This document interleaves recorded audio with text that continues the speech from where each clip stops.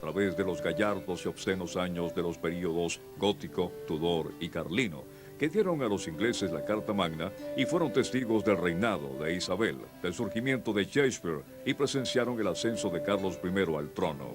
La Inglaterra que el magnate de la industria cosmética deseaba capturar en su creación de Salisbury House en Des Moines, Iowa, era la misma de Shakespeare, una tierra formada por una casta de hombres felices, este pequeño mundo, esta preciosa roca enclavada en el mar de argento. Desde lejos la casa parecía tener siglos de antigüedad, literalmente trasplantada o aerotransportada de su locación original en Salisbury, Inglaterra, hasta Des Moines, Iowa. There's a great deal of planning that had to go in the building of a house like Salisbury House with the work of the architects and the stone workers and all of the craftsmen involved. And Carl had a vision throughout all of the planning. In fact, he told the stone worker, Thomas Rowett, that the house had to look at least 100 years old the day that they moved in, or all of their work would have failed. El resultado final fue absolutamente exitoso. Y lo propio sucedió con la vida de Wick. Nacido en 1876 en el condado de Lynn, Iowa, Carl Weeks más tarde se mudaría a Kansas para finalmente estudiar en la Facultad de Farmacia de la Universidad de Des Moines. Unos años más tarde conocería a Edith Van Slyke, para entonces de 27 años. Cuando Edith se fue a estudiar a Berlín, un enamorado Carl la siguió. A pesar de lo afectado que estaba, Carl fue obligado a abandonar Berlín, ya que se había registrado como transeúnte. De ahí se marchó a París. While in Paris, he became very interested in the makeup the young women were wearing at that time. And he was standing in front of a perfume store, and it came to his mind that he could mix facial powder with cold cream and have a foundation for makeup. So he took out a pad and jotted down a brief formula, and that became the basis for his Armand Cosmetics line. Weeks regresó a Estados Unidos, se casó con Edith en 1907 y pasó los siguientes años perfeccionando su idea de una base para maquillaje. Para 1921 su producto era tan popular que había sido vendido por más de 45,000 distribuidores de su multimillonaria compañía Armand. I've talked to women, older women, who grew up and couldn't get along without this face powder.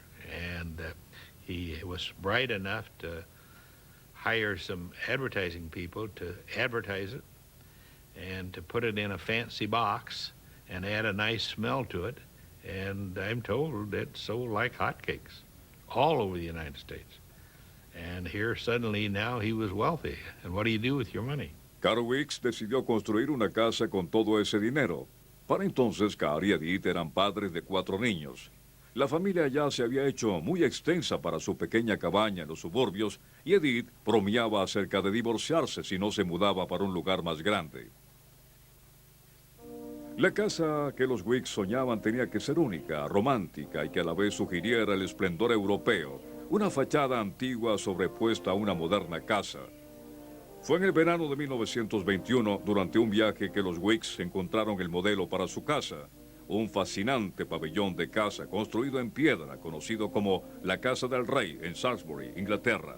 Para llevar a cabo su sueño, Weeks contrató al arquitecto de Des Moines, Byron Ben Boy, y a su propio cuñado, Paul Van Slyke, para que supervisara el proyecto. Carl was adamant that the exterior walls of Salisbury House appear exactly like the exterior walls of the King's House in Salisbury, England. That meant that Flintstone had to be embedded in the walls at Salisbury House. And because there were no local craftsmen that knew how to nap Flintstone, Carl traveled to England and learned himself and then returned to Des Moines to train local craftspeople. In napping Flintstone, the piece that I have here shows that it has a white chalky substance completely surrounding the piece of Flintstone, and when they nap it, by striking it in the proper location, it breaks, leaving a flat surface. So when you look at the exterior of the house, you see thousands of these nodules embedded in the walls. Salisbury House tomaría 5 años en ser completada, a un costo total de $3 millones, incluyendo el mobiliario. La mansión de 42 habitaciones mezclaba 3 distintos estilos de la historia de Inglaterra: un portal de estilo gótico, un ala de estilo Tudor, construida en piedra, y un ala construida en ladrillos de estilo carlino. Dramáticamente construida en una colina, Salisbury House transmitía el esplendor romántico característico de las grandes propiedades campestres de Inglaterra. Pero la historia de la construcción de Salisbury House traería sus propias sorpresas. Castillos de América. Usted está viendo Castillos de América, los castillos anglófilos. Alberto Fujimori of the government, no? It's sort of a mafia style.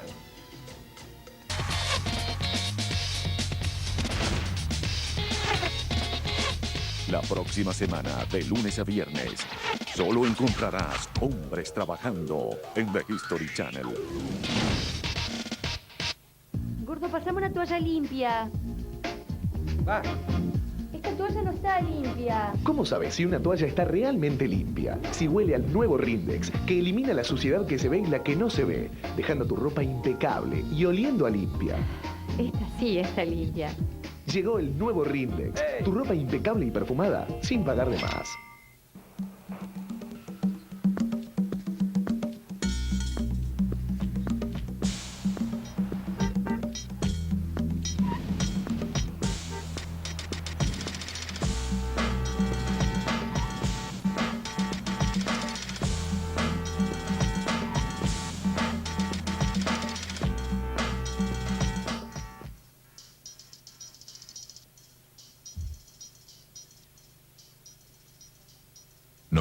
.1 Metro. American Airlines le invita a ver Biografía. Todos los días a las 21 horas.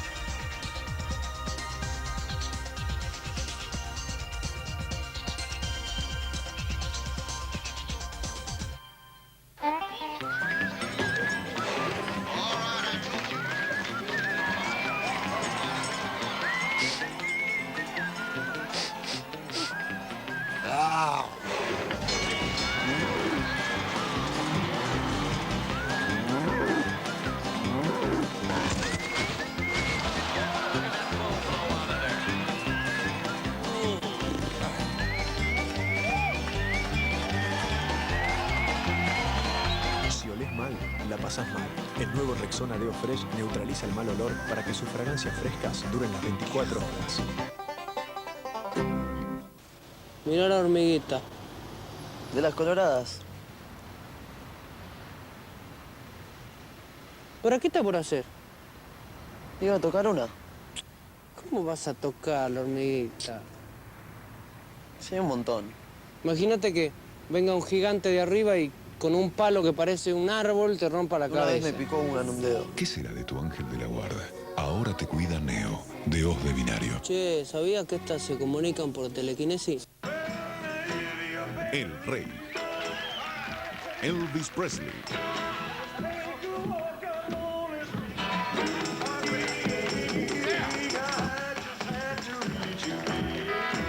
En uno de los primeros Unplugged, nunca antes visto en su totalidad. Con una natural improvisación. This is supposed to be like an informal section of the show where we faint or do whatever we want to do, especially me. Oh, good night.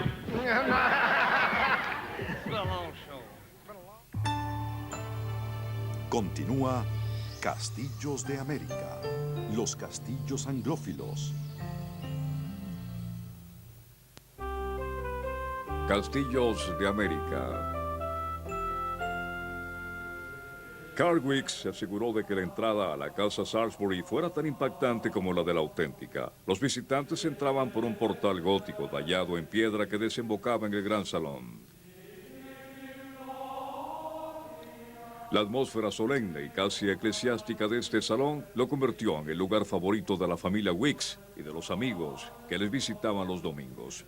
El techo de Envigado a una altura de 6 metros había sido planificado por Carr para que fuera construido de roble americano, pero apenas comenzó la construcción, llegó un sorpresivo telegrama. When the Great Hall was under construction and the walls were approximately 20 feet high, Carl received a telegram from England, saying that the White Hart Inn was being dismantled, and behind a false ceiling they found rafters, and might he be interested and would they fit?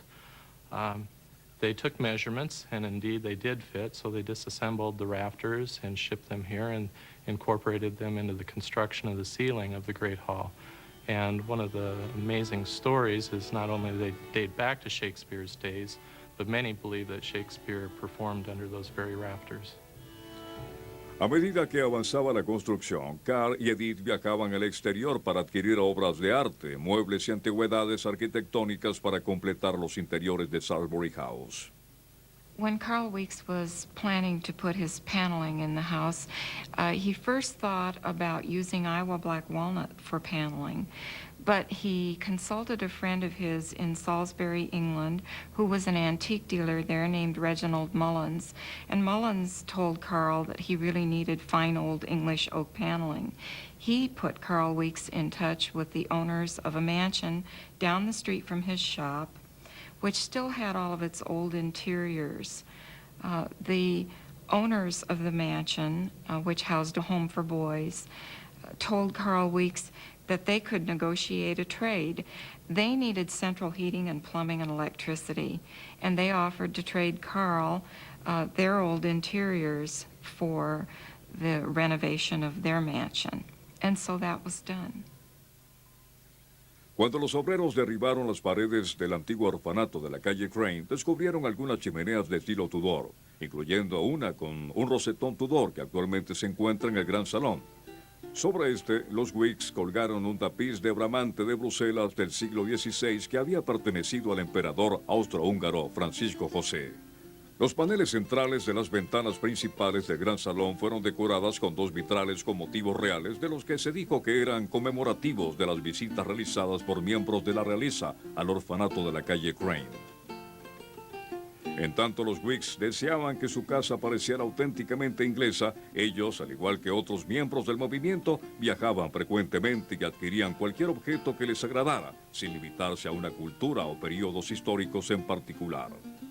En consecuencia, el Gran Salón reflejó gran variedad de estilos de muebles y pinturas, como el cuadro de 1809, Los hermanos de Boucher, de Sir Thomas Lawrence, retratista del rey Jorge III, y una réplica de la nave insignia de Colón, la Santa María, con gran autenticidad en sus líneas.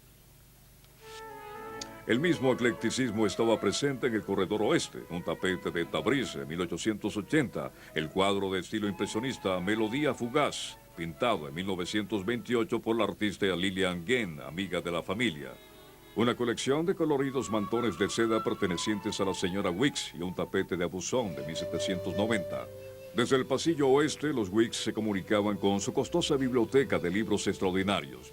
La estructura era de vigas de roble, estilo siglo XVII, inspirada en el techo de la sacristía de la iglesia de Santo Tomás en Salisbury, así como el entablado de las paredes, que era original de la casa de la calle Crane. Para resaltar el ambiente Tudor se colocaron estos rostros malhumorados, tallados a mano, los cuales piensan los historiadores fueron los predecesores de las caricaturas o semejanzas poco halagadoras de los enemigos de quienes se encargaron los retratos. Lo más increíble de todo eran los 4.000 libros extraordinarios que poseían los Weeks, los cuales cubrían gran variedad de tópicos.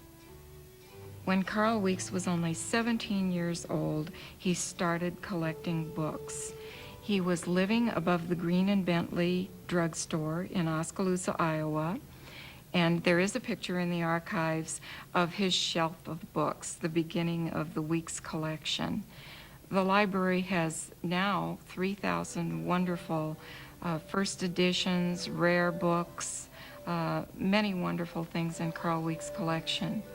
He also had a complete collection of Bibles, either one Bible or one page from every Bible that had been produced up until the time that he moved out of Salisbury House in 1954. Los libros no era lo único que Carl Weeks coleccionaba. En un número de 1922 de su boletín informal de noticias, el Armand Broadside invitó a 45,000 vendedores y amigos de su club rotario a unirse a su club de piedra. In planning Salisbury House, Carl wanted to connect the garage area with a hall, and in doing so, wanted to create something very special in which he would remember and recognize many of his friends from around the world. And he decided to call it Friendship Hall. Contacted his business associates and Rotarian friends around the state and around the world and invited them to send a rock or a stone from their part of the country to be incorporated into the construction of the walls of Friendship Hall. And so it's a very unique hall and has special meaning to the family's history. Al igual que en el resto de Salisbury House, los Wicks amoblaron el Salón de la Amistad de un modo ecléctico. Un trono de la dinastía Ming en madera de teca dorada, un jarrón de madera acuñada y jaspe y un banco de coro del siglo XIV de la abadía de Windsor en Inglaterra. El más esplendoroso de los salones en la casa Salisbury fue conocido irónicamente como el Salón de los Comunes. Aún en el período Tudor, los arquitectos tomaron ideas de la Europa continental. En este salón se encontraba un techo de estilo italiano que Carl había copiado de la casa de la calle Crane. Bajo este techo, escudos de armas británicos rodeaban las paredes del salón. Para completar el efecto, Wicks añadió su propio escudo de armas bajo la forma del logo de Arman. Detrás de estas se encontraban tapetes bordados que describían las interpretaciones isabelinas de las historias bíblicas reproducidas de las que se encontraban en el Museo de South Kensington en Londres.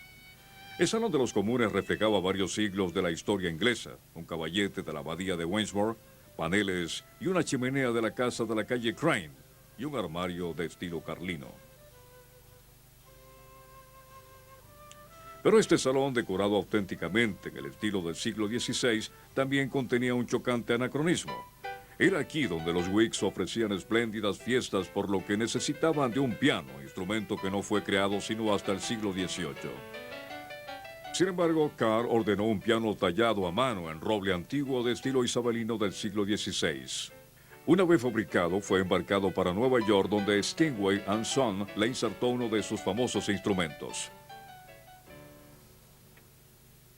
A pesar de su aspecto antiguo, Salisbury House fue diseñada para cubrir las necesidades de sus habitantes del siglo XX. Entre sus muchos accesorios se encontraban los baños, con azulejos y escaleras insertadas en las paredes.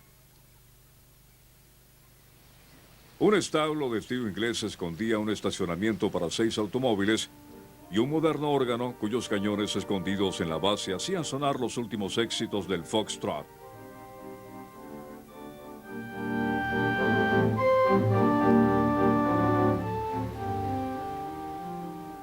Una desviación del estilo inglés la constituían las habitaciones privadas de Edith, que, como era común para las matronas ricas de los años 20, estaban amobladas al estilo francés.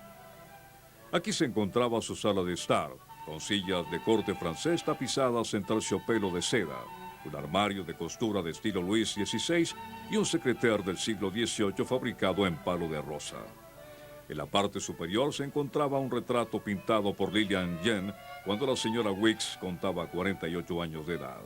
El dormitorio adjunto fue decorado en el estilo Luis XV. Debido a que Edith era presidenta del Club de Floricultura de Estados Unidos, estos muebles reflejaban su afición. Edith Weeks was an avid gardener. This love of gardening showed when she decorated her bedroom because she chose many floral motifs. The chandelier in that room is made of brass and has porcelain flowers that are intertwined on the spokes of the chandelier. The tapestries in that room are French tapestries, Beauvais tapestries, and depict garden scenes. The bedspread in her room also had many flowers and birds, and it's a silk piece.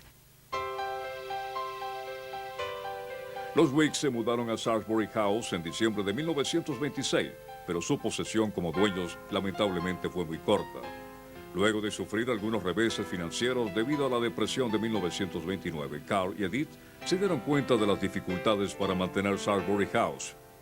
Posteriormente donaron su hogar a la Universidad de Drake, con la condición de que ellos pudieran seguir habitando la casa indefinidamente. En 1955, Edith Wicks falleció. Carr, quien había renunciado a la presidencia de la corporación Arman, murió de un infarto en junio de 1962. Salisbury House y todas sus colecciones pertenecen a la Asociación Educativa del Estado de Iowa. Actualmente alberga la sede principal de la asociación y es un museo a medio tiempo. En nuestros días, esta casa permanece como uno de los ejemplos más notables de los castillos anglófilos. Un soberbio monumento a la memoria del noble hogar inglés trasplantado a este país. Al tiempo que Salisbury House se levantaba en Iowa, el empresario de Virginia, T.S. Williams, estaba creando una versión distinta de la mansión inglesa.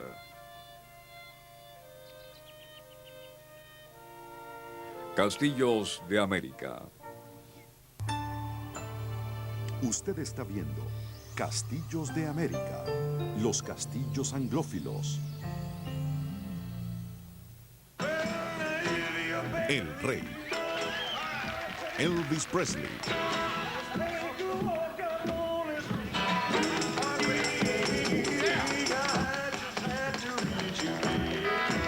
En uno de los primeros Unplugged, nunca antes visto en su totalidad.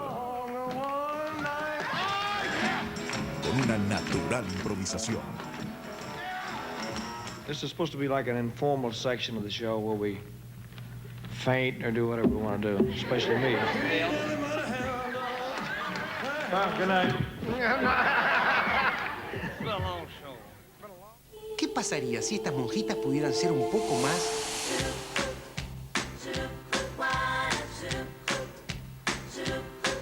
¿Y si la doctora empezara su día con un poco más de...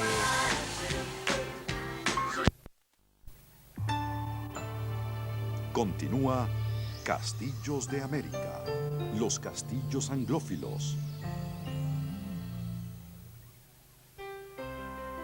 Castillos de América.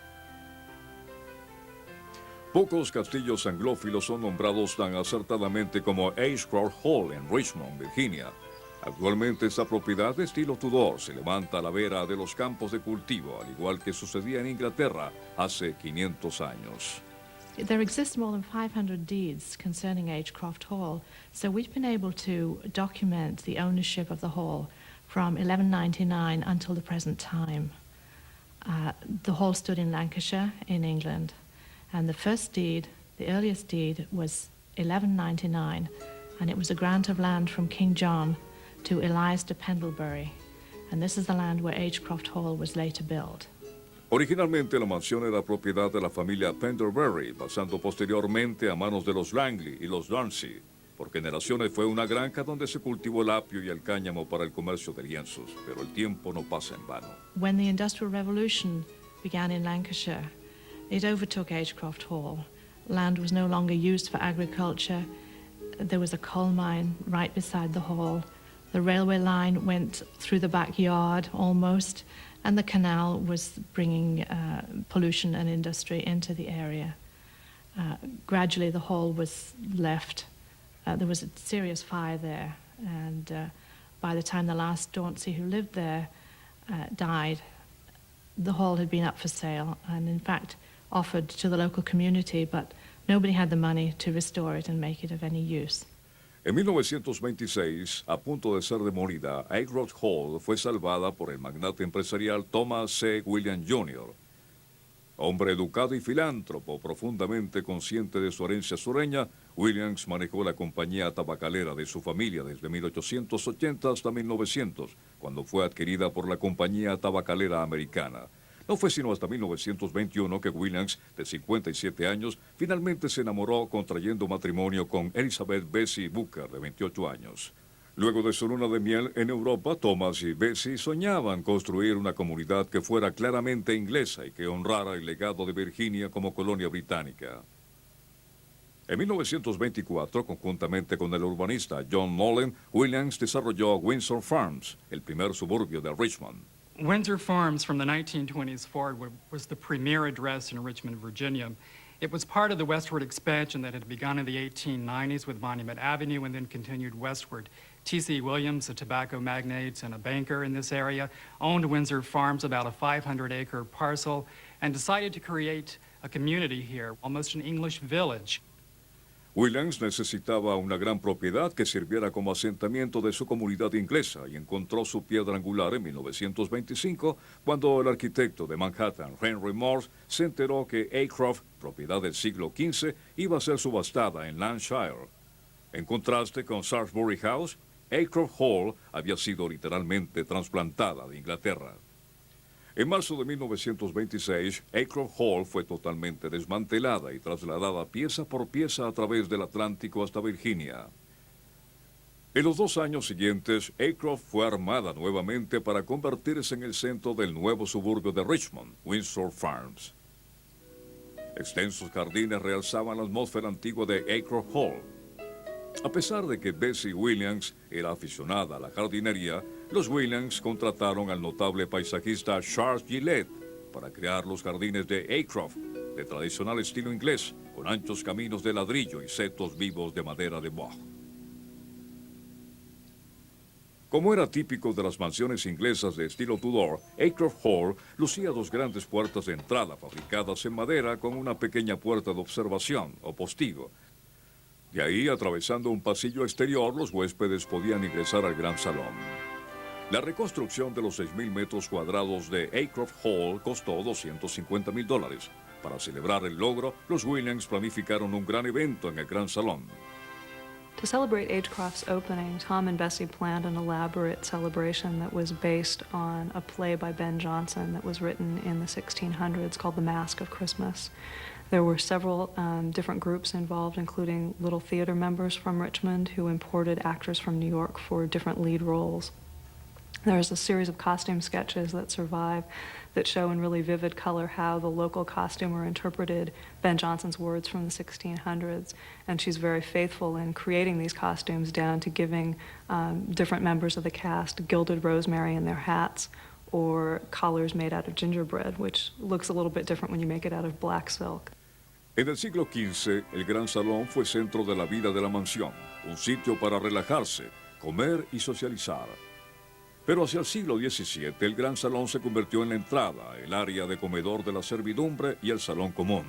Para preservar la historia, los Williams comenzaron a adquirir utensilios de cocina de la época para sus alacenas, así como morteros y trituradores, utilizados tanto en la preparación de alimentos como de medicinas a base de hierbas. Para mantener la tradición aristocrática, los Williams incorporaron a los vitrales de las ventanas el sello familiar de los segundos dueños de Aycroft Hall, los Dancy.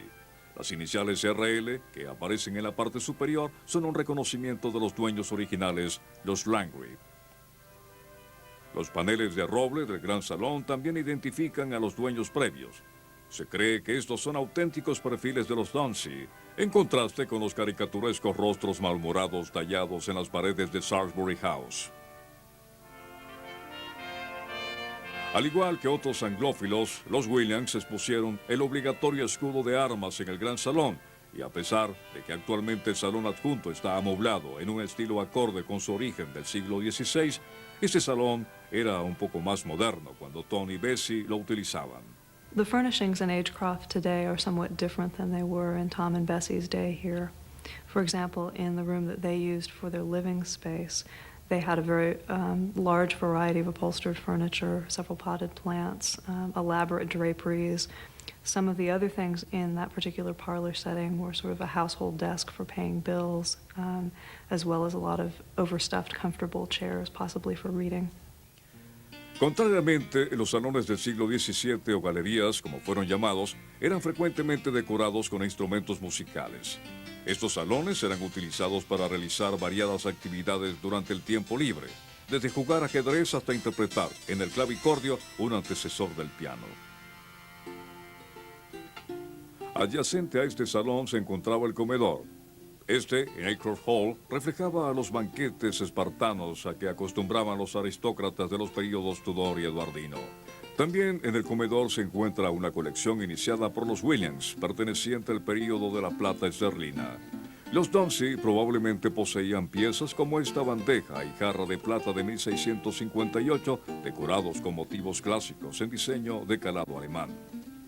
El comedor, asimismo, contenía algunas de las piezas originales de Aycroft Hall, como un retrato de William Dancy y una mesita de bridge de Anne Longley del siglo XV. En la pared, un antiguo mapa del condado de Lancashire, en Inglaterra, revelaba los orígenes del nombre Acre Hall. Agecroft Hall was known by several different names over the years, and there is a little confusion as to where the name came from. One theory is that it was originally Edgecroft, meaning the edge of the riverbank.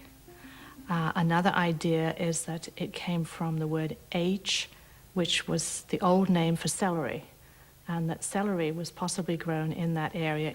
And another thought is that it comes from the old word for bleach, because there was a considerable weaving industry in the area, and after the linen or the hemp was woven, it would be stretched out on frames in the sunshine or the rain so that it would be bleached and softened. En el segundo piso, los Williams amoblaron algunas de las habitaciones con detalles reminiscentes del estilo de vida del siglo XVII.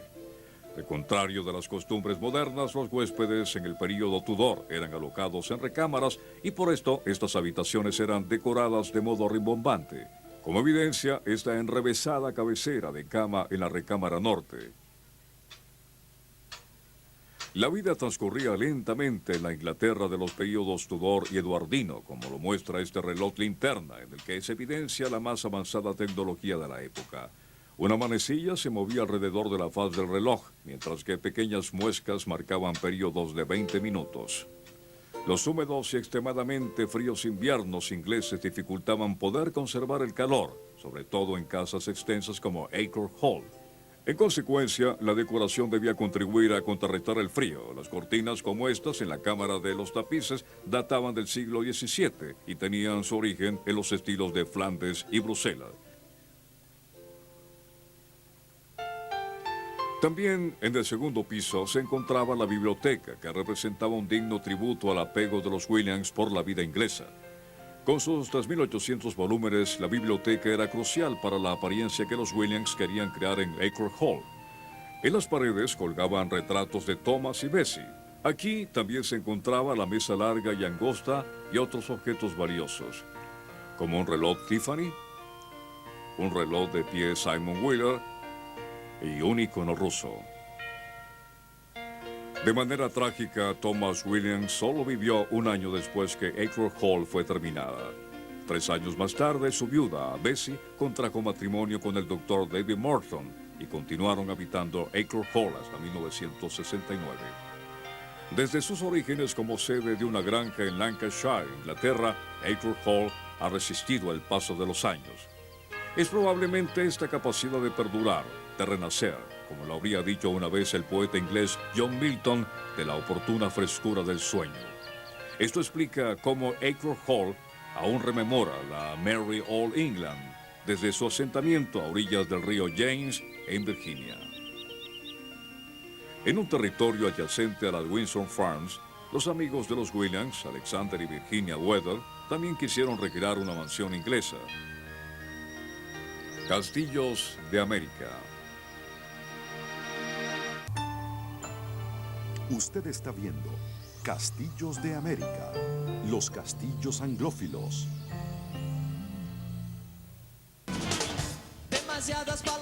Un poeta, un cantante,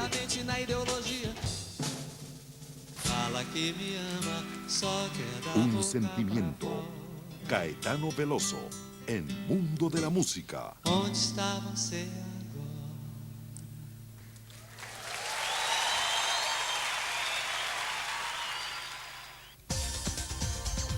American Airlines le invita a ver Biografía, todos los días a las 21 horas.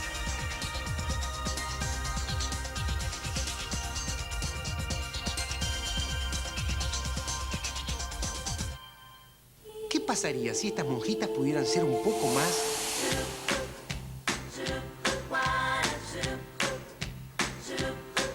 ¿Y si la doctora empezara su día con un poco más de...?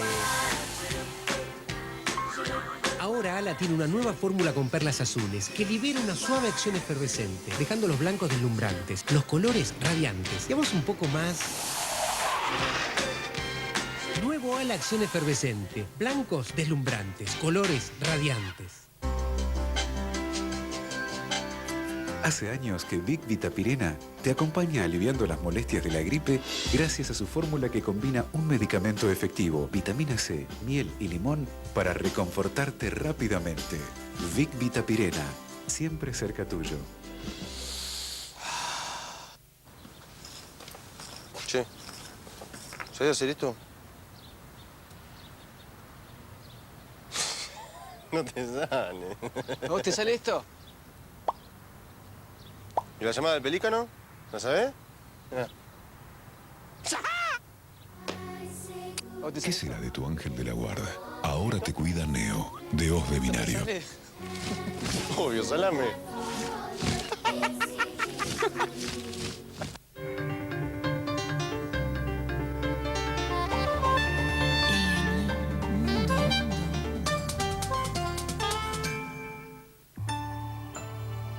Continúa Castillos de América, los castillos anglófilos. Castillos de América. Durante la década de los 20, la ciudad de Richmond, Virginia, no tuvo uno, sino dos castillos anglófilos. Vecino a Acorn Hall se erigía Virginia House, construido por los Weathers, quienes eran íntimos amigos de Thomas y Bessie Williams. Romance es sinónimo de Virginia House, un romance que comenzó en 1923, cuando Virginia Chase Stedman, una viuda de 48 años, conoció al cónsul general Alexander Weddell en Calcuta, India. 4 meses más tarde, contrajeron matrimonio. Esta unión de amor y entusiasmo por una vida ideal se reflejó en su recreación del británico priorato de Warwick, en la ciudad de Richmond, Virginia. Virginia and Alexander Weddell were often described as being Anglophiles. That is, they saw the English culture as really the pinnacle of man's achievement. What they and many other patrons of the country house movement were trying to do is to create very elaborate stage sets that looked like English country houses. And against these stage sets, they would live a very genteel life, as they imagined life in an English country house. Weddell, hijo de un rector de la iglesia de San Juan en Richmond, era un emprendedor virginiano que se destacó en diversos cargos diplomáticos hasta llegar a ser embajador de Estados Unidos. Su esposa, Virginia, era la rica viuda de James Harrison Stedman, un fabricante de maquinarias de aserradero y de cubiertas de neumáticos utilizados durante la Primera Guerra Mundial. Luego de su boda, los Weddells vivieron en India y México, donde Alexander desempeñó el cargo de cónsul general, siempre teniendo en mente el regreso a Richmond. Al igual que sus amigos, los Williams, ellos habían deseado por mucho tiempo poseer una mansión de estilo inglés. Con esta idea en mente, adquirieron un terreno en Windsor Farm, con la intención de construir una réplica de una famosa mansión inglesa. 1925, Alexander and Virginia Weddell had, by that time, retained an architect, Henry Grant Morris, from New York, to travel with them over to England to take a look at Sulgrave Manor, George Washington's ancestral home, because their idea was to build a reproduction in its entirety of Sulgrave Manor. But the interesting part of this story is that on the trip over, Mr. Weddell was unwrapping his fish and chips, or so the story goes, and it was wrapped in an issue of the New York Herald, and in there was an ad for the priory, the Warwick Priory, that it was for sale, a demolition sale. They went and looked at it, liked it, and no doubt Morris influenced their decision to buy it. And they brought the materials over here and, of course, readapted it and recreated it. El priorato de Warwick era solo una parte del castillo inglés de los Weddells. El resto fue copiado de áreas de la mansión Sorgay y de la mansión Warlaner, perteneciente a los ancestros de los Washington y los Spencer, familias de quienes Alexander pensaba que Virginia era descendiente.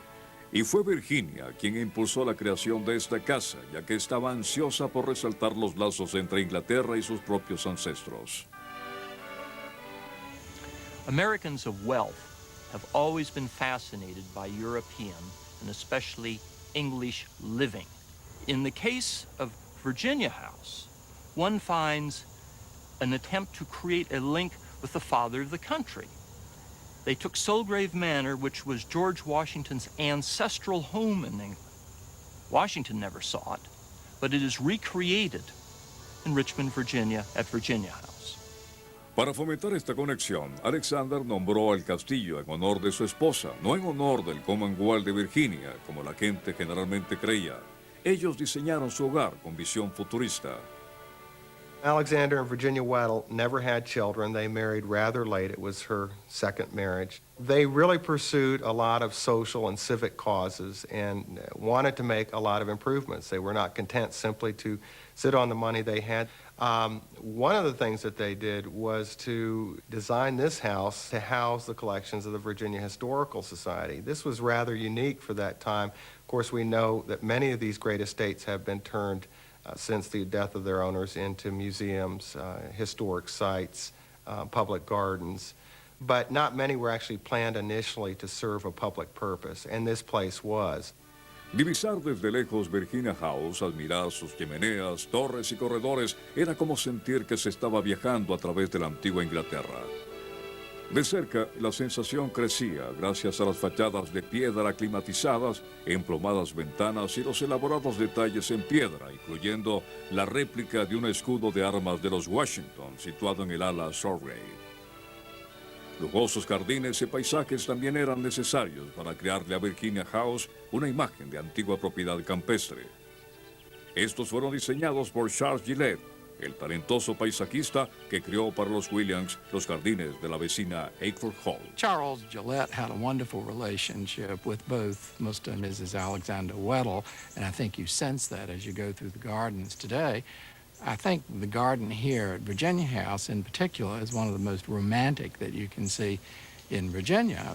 Particularly nice about this one is I always think of it as a walking garden. There's something truly ingenious about it that compels you to walk almost endlessly. In such a walk, for example, I think one of the things you begin with, ideally, is a vista. And there is a wonderful vista from the terrace up above and behind me today. La construcción de Virginia House fue completada en 1926 y entonces comenzó la labor de decoración y amoblaje. Mientras Alexander continuaba con su labor diplomática para el gobierno de Estados Unidos, los Weddell tuvieron gran oportunidad durante sus viajes de adquirir una fina colección de muebles y obras de arte. Al final, los interiores de Virginia House derrocharían la misma clase y ambiente cosmopolita con los que tan esmeradamente había sido creado el exterior. Castillos de América.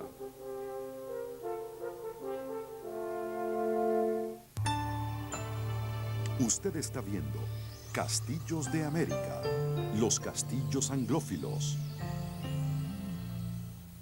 Castillos de América. Alexander y Virginia Weddell deseaban que Virginia House recreara un trozo de la antigua Inglaterra en su asentamiento a orillas del río James en Richmond, y lo lograron con éxito. Los visitantes que penetraban a través de sus puertas de roble macizo se transportaban inmediatamente hasta una propiedad inglesa del siglo XVII. El gran salón de Virginia House, al igual que los de Ackford Hall, Salisbury House y en general todas las mansiones inglesas, era el salón más grande. A lo largo de la galería musical se encontraba un tapiz del siglo XVII, tejido en la misma época que el que se encontraba en Ackford Hall. Para los anglófilos, el Gran Salón era el lugar favorito para exhibir los escudos de armas. On one of their crossings of the Atlantic, the Weddells discovered that the Tower of London was ready to put some of its armor and flags up for sale. They acquired a number of pieces, breastplates and shields and swords, and also some heraldic flags, which in their heyday were perfectly beautiful and were silk. One of the most spectacular pieces of armor was a suit of armor, and I was perfectly sure that there was a man in that suit. Para los Weddells, al igual que para los Wicks, los William y otros que intentaron reproducir los castillos ingleses, no le fue posible conservar la autenticidad en los detalles más ínfimos. En consecuencia, frecuentemente se añadían piezas decorativas y de mobiliario que sugerían el período, algunas de ellas ordenadas por correo mediante catálogos. One of the distinguishing characteristics of an American country place is the eclecticism, because these people were really collectors. And in fact, in the case of the Weddells, it was the effect that was more important than the authenticity. What they wanted was something that looked right in the house, that did something for them, that added to the style of an English mansion, whether it was Spanish furniture or Flemish tapestries or English furniture or Russian yellowed silver boxes. It really didn't matter as long as it worked. And there are other examples, the escutcheon plates that were once key plates that are used as lampshades in the house, and the same thing with the parchment shades, which are pages taken from an 18th century Spanish hymnal book. So it's just interesting to walk around and see how they adapted and how they kind of mixed and matched these pieces, because if there's anything that describes a house like this, it's whimsy. And it's the idea of creating one's own world, and I think that's what they did here, and it works. Del Gran Salón, los invitados de los Weathers entraban a lo que el arquitecto Henry Morse denominó el Salón Soleado, a causa de las influencias del sur. Pero a Virginia Weather nunca le agradó el término, e insistía en que utilizaran el término británico sala privada, un salón en el que ella y Alexander podrían apartarse y relajarse con sus amigos. A pesar de que el ambiente inglés era realzado mediante paneles de hilo de una antigua casa de Warwickshire y el techo estaba decorado con rosetones de estilo Tudor, la sala privada, con sus numerosos canapés, sillas y mesas, reflejaba realmente la personalidad de los Weathers. El retrato en miniatura de Virginia fue pintado en 1937, mientras los Weathers vivían en Buenos Aires. Y su vestimenta, la misma que lució cuando fue presentada al rey Jorge VI. Cuando los Weathers recibían a sus distinguidos huéspedes, estos eran alojados en las habitaciones Sorgray o Estate. Este salón era una réplica del gran salón de Sorgray House en Northamptonshire, en Inglaterra, el hogar de los ancestros de George Washington. Especialmente aquí, los Weathers intentaron proveer a su castillo inglés de mobiliario auténtico. Estas extraordinarias sillas de 3 patas en roble fueron diseñadas para crear estabilidad en la época en que los pisos eran de madera y piedra. Los escudos de armas de la familia Washington fueron copiados de los originales en la mansión Sorgray y adquiridos por los Weathers. Esas estrellas y franjas pueden ser familiares. Los historiadores creen que su presencia en el escudo de armas de la familia puede haber inspirado al general Washington a elegir este diseño para la bandera estadounidense. Los Weathers comían con sus invitados en el comedor, cubierto con paneles en roble de Hertfordshire del siglo XVII, con muebles del mismo período. Este salón era frecuentemente utilizado en recepciones y cenas en nombre de las muchas causas benéficas de los Weathers. Virginia adquirió en México este tapiz español del siglo XVIII. Por algunas razones era inapropiado para el salón, como su largo tamaño y el material de un sangriento color. Pero una vez que tomaba una determinación, nada podía detener a la señora Weather. El tapiz antiguo fue cortado para adaptarse a las dimensiones del salón. Para los Weddell, la biblioteca en el segundo piso fue un refugio, un lugar para leer y relajarse, y un salón que ellos dijeron una vez que fue inspirado únicamente por sus gustos y preferencias. Fue aquí, en esta biblioteca, donde el erudito señor Weddell escribió libros y artículos.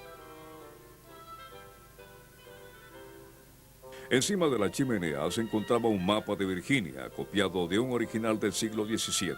En la parte más alta estaba colgado un retrato en miniatura de Sir Francis Drake, con una inscripción que sugería que el cartógrafo pensaba que el Océano Pacífico se encontraba a 10 días de viaje por el río James. Al otro lado del mapa se encontraban algunos bocetos dibujados por John White, un vicegobernador de Virginia, para mostrar a sus coterráneos británicos cómo lucían los nativos norteamericanos. Adyacente a la biblioteca, los Weathers, como muchas parejas de la época, mantenían alcobas separadas.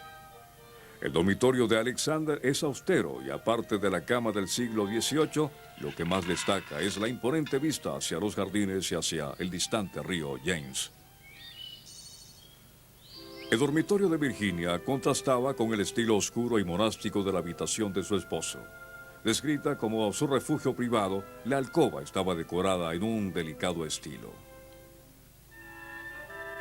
Y fue en este escritorio estilo francés y alemán del siglo XVIII donde Virginia escribía al Departamento de Estado sobre la carrera de Alexander. Algunas veces escribía tanto que le suplicaban parar para no perjudicar la reputación de su esposo. Virginia y Alexander usualmente tomaban el desayuno en el balcón de sus alcobas, teniendo al frente la maravillosa vista de los jardines. En esos días no existía el aire acondicionado y era aquí donde Virginia descansaba durante las noches calurosas. El idílico sueño de Virginia House, que fascinaba a los Weddell y a sus amigos, terminó abruptamente el 1 de enero de 1948. Ese día, los Weddell viajaban en tranvía hacia Arizona, cuando el tren colisionó con otro durante una tormenta de nieve cerca de San Luis, arrebatándoles la vida junto a la de otras 12 personas.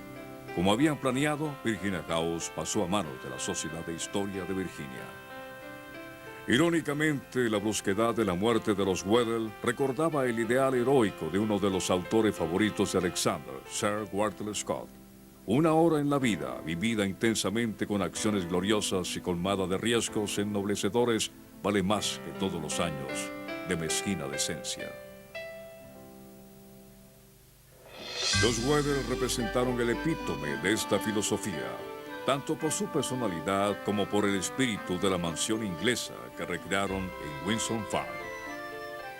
La grandeza de sus nobles ideales aún fascina a los visitantes que traspasan el umbral de Virginia House.